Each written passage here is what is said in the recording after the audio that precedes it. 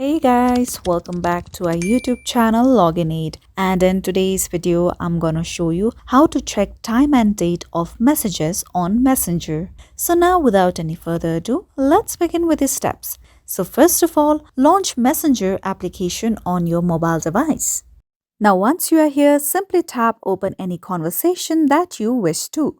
So for instance, I just opened this conversation. Now if you scroll up, you can see the time and date mentioned between certain chat intervals. Now let's say you want to check the time and date of a specific chat that you had sent. Now in order to do so, just simply tap on the chat that you wish to check the time and date for, like this. You can see the time here mentioned of this specific chat.